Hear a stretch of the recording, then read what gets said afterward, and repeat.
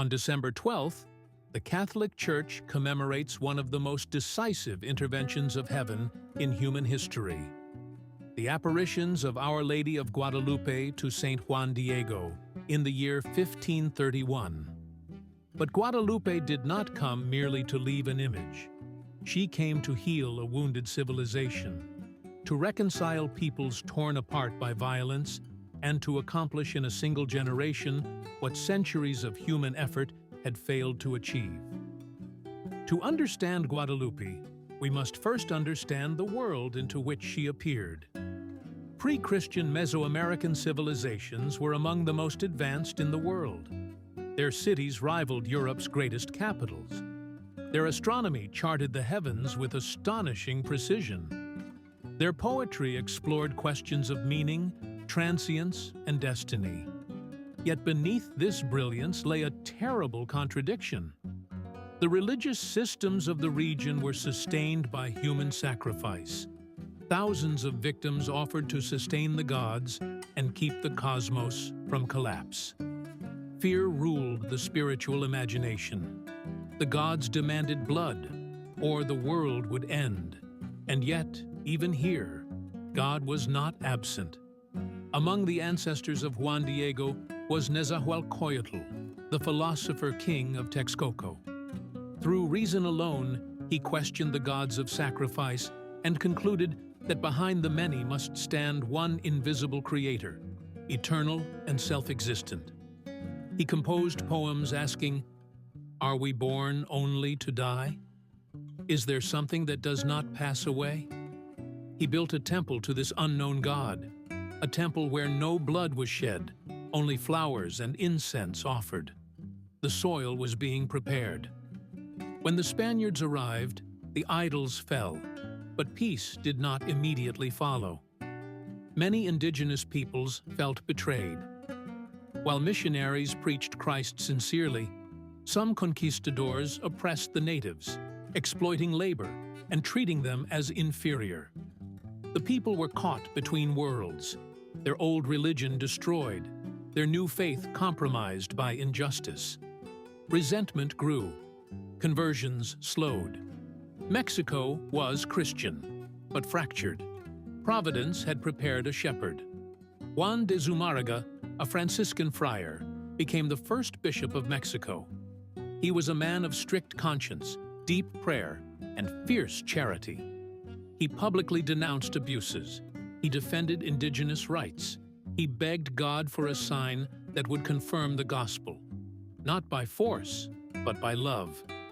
He did not yet know that heaven was already moving.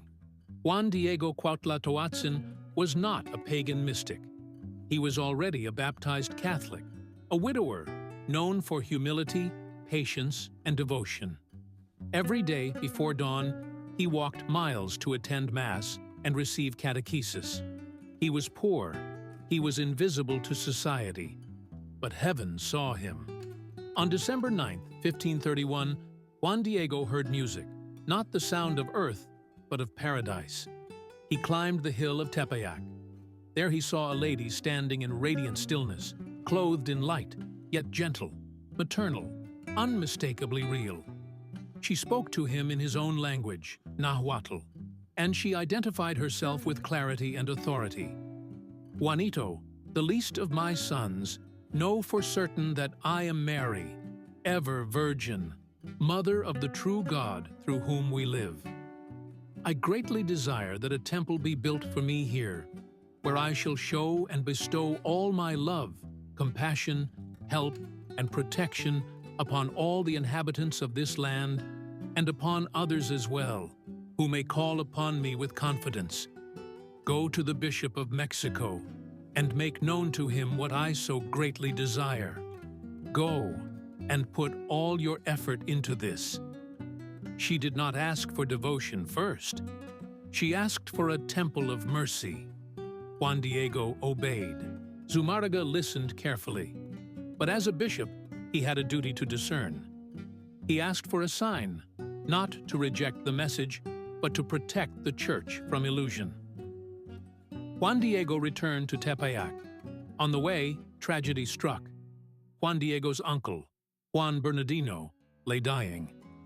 Juan Diego feared abandoning him and feared failing the Virgin. Ashamed, he tried to avoid her, but she appeared again. Seeing his anguish, she spoke words that would echo through centuries. "Am I not here, I who am your mother? Are you not under my shadow and protection?" She assured him his uncle was healed. Fear dissolved. Trust was restored. She instructed him to gather flowers from the hill. It was winter. Nothing should have grown. Yet Juan Diego found Castilian roses, foreign to Mexico. She arranged them in his tilma with her own hands. Before Zumárraga, Juan Diego opened the tilma. The roses fell, and there appeared the image of Our Lady of Guadalupe. The bishop fell to his knees. He knew. This was not Spain's faith imposed. This was heaven's gift freely given. The events were recorded in the Nican Mopohua, a masterpiece of indigenous Christian literature. Its language is precise, poetic, unmistakably 16th century, preserving the Virgin's words with fidelity and beauty. In the years that followed, something unprecedented occurred. Millions requested baptism, not because of sermons, not because of conquest, because they looked at the image and understood she was their mother. The tilma defies explanation. The fibers should have decayed. The pigments are not mineral, vegetal, or animal. No brush strokes exist. Her eyes reflect witnesses of the miracle. Her mantle contains the stars of December 1531. Guadalupe became Mexico's heart, its faith, its identity, its refuge.